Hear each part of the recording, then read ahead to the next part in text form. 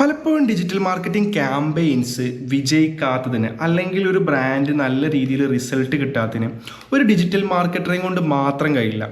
Actually നമ്മളെ ഏജൻസികളിലും അല്ലെങ്കിൽ in ഹൗസിലൊക്കെ ഉണ്ടാവുന്ന ഒരു മെയിൻ ഇഷ്യൂ എന്താണെന്നറിയോ?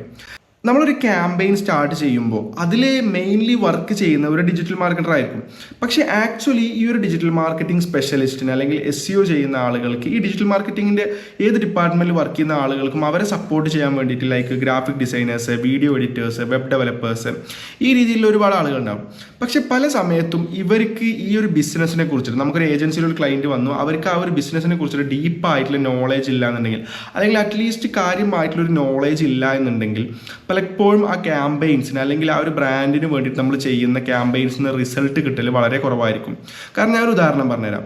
ഒരു വെബ് ഡെവലപ്പർ ഒരു ലാൻഡിങ് പേജ് ക്രിയേറ്റ് ചെയ്യുന്നു, ഒരു ഉദാഹരണമായിട്ട് കണ്ടോളൂ.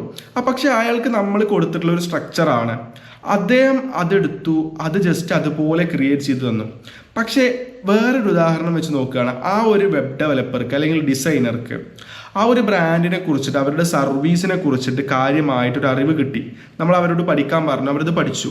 അതിനുശേഷമാണ് അതിനെക്കുറിച്ച് കൂടുതൽ അണ്ടർസ്റ്റാൻഡ് ചെയ്തതിന് ശേഷമാണ് ആ ഒരു ലാൻഡിങ് പേജ് ക്രിയേറ്റ് ചെയ്യുന്നതെന്നുണ്ടെങ്കിൽ it can be more convertible. Like പീപ്പിൾസിനെ ഒന്നുകൂടെ ബെറ്റർ ആയിട്ട് കൺവേർട്ട് ചെയ്യാനും ഒരു കസ്റ്റമർ പോയിന്റ് ഓഫ് വ്യൂവിൽ നിന്ന് അയാൾ ചിന്തിച്ചിട്ട് ആ ഒരു ലാൻഡിങ് പേജ് ക്രിയേറ്റ് ചെയ്യുമ്പോഴും ഈവൻ ഈ ഒരു കാര്യം പലപ്പോഴും നമ്മൾ കോപ്പീസ് ക്രിയേറ്റ് ചെയ്യുന്നതിൽ കോപ്പി റൈറ്റേഴ്സ് ഇൻവോൾവ് ചെയ്യുന്നതും നമ്മൾ ജസ്റ്റ് ഒരു ഇൻസ്ട്രക്ഷൻ കൊടുത്തിട്ട് അവരത് ക്രിയേറ്റ് ചെയ്യുന്നതിനും അല്ലെങ്കിൽ അവരത് പഠിച്ചിട്ട് ആ ഒരു ബ്രാൻഡിനെ കുറിച്ച് അവരുടെ സർവീസിനെ കുറിച്ചിട്ട് ഒന്ന് ഡീറ്റെയിൽ ആയിട്ട് പഠിച്ചിട്ട് ക്രിയേറ്റ് ചെയ്യുന്നതുകൊണ്ട് ഡിഫറൻസ് ഉണ്ടാവും.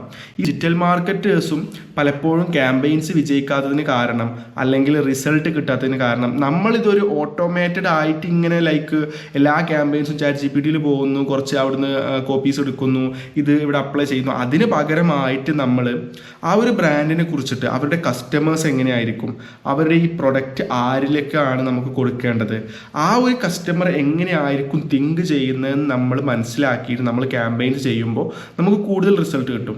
സോ നിങ്ങൾ അക്കൗണ്ട് ഫോളോ ചെയ്തിട്ടില്ല എന്നുണ്ടെങ്കിൽ ഫോളോ ചെയ്തിട്ടുള്ള